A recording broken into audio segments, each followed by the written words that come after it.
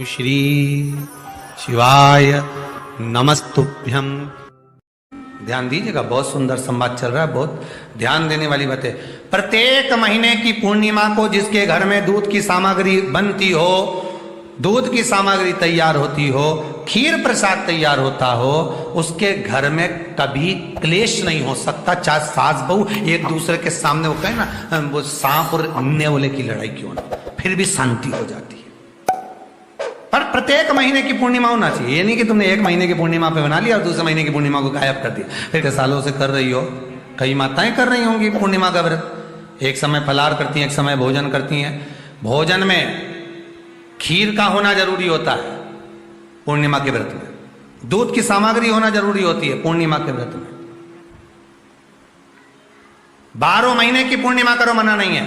और पूर्णिमा उठाने का भी समय होता है चैत्री। चैत्र के महीने की जो पूर्णिमा होती है, चैत्री पूर्णिमा पहली पूर्णिमा मानी जाती है, इसलिए चैत्री पूर्णिमा को सिद्ध पूर्णिमा कहते, कार्य सिद्धात्री पूर्णिमा कहते, सिद्ध करने वाले। मनोरथी पूर्णिमा कहते, मनोरथी पूर्णिमा। इसलिए पूर्णिमा का व्रत कहां से उठाया जाता है? चैत्र के महीने की पूर्णिमा से पूर्णिमा का व्रत उठाया जाता है कि मैं महीने की पूर्णिमा करूंगी तो वो चैत्र पूर्णिमा से उसको उठा लिया जाता है। पर उसका एक नियम रहता है, आप फलाहार करें अपनी जगह पर है, पर एक समय भोजन कर रहे हैं वो अपनी जगह पर। भोजन के साथ में मीठे के साथ थोड़ा दूध की सामग्री होना जरूरी होती है। और क्यों करते हैं पूर्णिमा का व्रत, किस लिए किया जाता है, क्यों करा जाता है, उसका व्याख्यान वर्णन शिव महापुराण के अंतर्गत स्कंद पुराण में लिखा गया। स्कंद पुराण में वर्णन किया है श्री वेदव्यास जी महाराज ने। कहा यह पूर्णिमा का व्रत इसलिए किया जाता है कि व्यक्ति का जब मन गलत भ्रम में जाने लगता है, मन जब गलत जगह पर जाने लगता है, तो ये मन को गलत जगह पर ले जाने वाला कौन होता है? तो कहा यह चंद्र होता है। व्यक्ति की राशि के अंतर्गत, व्यक्ति की पत्रिका के अंतर्गत, व्यक्ति की ग्रह दशा के अंतर्गत जब चंद्र बेकार चलता है तो व्यक्ति अच्छा करते करते भी बेकार करने लग जाता है। चंद्र डोल रहा है। कई माताएं कहती हैं, गुरुजी हमारे बेटे को आशीर्वाद दीजिए, बहुत गलत संगत में जा रहा है। मतलब समझ जाना कि चंद्र गड़बड़ जा रहा है। बेटी अगर गलत मार्ग पर जा रही है, बेटी अगर गलत संगत में जा रही है, किसी अन्य व्यक्ति को आकर्षित हो, चंद्र गड़बड़ हो रहा है, उसका चंद्र कहीं जा रहा है। कोई पुरुष, कोई लड़का कोई गलत मार्ग पर जा रहा है, चंद्र गड़बड़ हो रहा है। घर में जो क्लेश उत्पन्न होता है, घर में जो विवाद उत्पन्न होता है, उस विवाद को रोकने के लिए केवल चंद्र की ही, इसलिए तो पूर्णिमा घर की नारियां हमारी हिंदू धर्म में यहां तक स्कंद पुराण में कह दिया कि प्रत्येक पूर्ण। आप लोग कभी आप लोगों ने सत्यनारायण जी की कथा करवाई है? जितने लोग आस्था चैनल पर कथा सुन रहे हैं, जितने लोग फेसबुक यूट्यूब पर कथा सुन रहे हैं, यूट्यूब पर कथा का श्रवण कर रहे हैं, उनने कभी सत्यनारायण की कथा करवाई होगी। तो उसमें लिखा है हर कार्तिक, हर पूर्णिमा को, हर संक्रांति को ब्राह्मण सत्यनारायण भगवान की कथा या राजा या वैश्य कथा को कराता था, या बढ़िया कथा कराता। सुनी कि नहीं सुनी?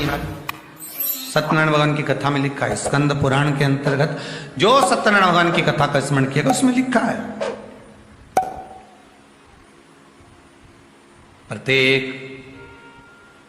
संक्रांति पूर्णिमा को सत्यनारायण की कथा करवाने लगा और ये योनि को प्राप्त हुआ, इस योनि से छूटा, इस योनि में गया। लिखा है, सब कुछ लिखा है। अब उत्ते से समझ जा कि पूर्णिमा को सत्यनारायण की कथा करने का बोला है, तो पूर्णिमा को सत्यनारायण की कथा का क्यों बोला? वैसे तो रोज कराओ सत्यनारायण जी की कथा, प्रतिदिन कराओ, मना नहीं है। आप क्या कोई विशेष फंक्शन है आप सत्यनारायण जी की कथा करवा, पर पूर्णिमा संक्रांति को और संक्रांति को पूर्णिमा को सत्यनारायण की कथा का स्मरण क्यों करवाया गया? क्योंकि पूर्णिमा के दिन अगर ये भगवान का व्रत रख लेगी, पूर्णिमा के दिन अगर ये खीर का प्रसाद बना लेगी, थोड़ा सा दूध की कोई सामग्री बना लेगी और भगवान को भोग लगा देगी, भले सत्यनारायण भगवान के भाव से बनाए, भले सत्यनारायण जी के निमित्तार्थ बना, पर अगर इसने सत्यनारायण भगवान के निमित्त से बना, पर पूर्णिमा के दिन अगर ये व्रत रखेगी, उपवास रखेगी या कोई सामग्री बनाकर भगवान की पूजन कर लेगी तो इसके घर में जो अशांति है वो शांति में बदल जाएगी। इसलिए कई घरों में आज भी सत्यनारायण भगवान की पूजन हर पूर्णिमा को करती है। माता किताब लेके बैठ जाती है, तुरंत तुरंत उन्हें ऑफिस जाना, कहीं काम पे जाना, और तुरंत तुरंत उसने जल्दी जल्दी कलश रखा, कलश नहीं भी रखे तो भगवान की पूजन कर को रखे, ब्राह्मण देवता को बुला लेगी, ब्राह्मण नहीं आएंगे तो खुद कर लेगी, पर करती जरूर है। इतना सा आटा सेक लेगी, पंजेरी बनाई, सीरा बनाई, मिठाई रख दो, कुछ भी करेगी पर सत्यनारायण की कथा कर ले, उसका मन लग गया उसमें। मतलब पूर्णिमा को करना है, उसको करने से क्या होता है, शांति रहती है, शीतलता रहती है। फिर निवेदन करूंगा, दुनिया में ऐसा कोई समस्या नहीं जिस समस्या का कोई निदान नहीं। हर समस्या का निदान है, पर निदान किसी दूसरे के पास नहीं, निदान केवल मेरे भोले नाथ के पास में है। आपको अगर किसी समस्या का सफल आनंद चाहिए तो शंकर की शरण में जाओ। आपको सीहोर आने की भी जरूरत नहीं है, आपको हमसे मिलने की जरूरत नहीं है, आपको पंडित प्रदीप मिश्रा के पास नहीं आना, आपको किसी बाबा जोगी के पास नहीं जाना, आपको किसी के बेल भभूति लेने नहीं जाना, आपको तो शिव के पास जाना। जो शंकर की वस्तु है उसको स्वीकार करो, बस शंकर की वस्तु को स्वीकारिए।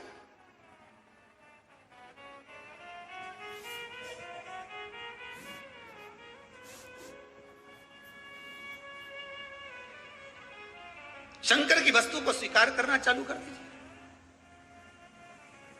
अरे भाई, शिव महापुराण की कथा तो यहां तक कहती है,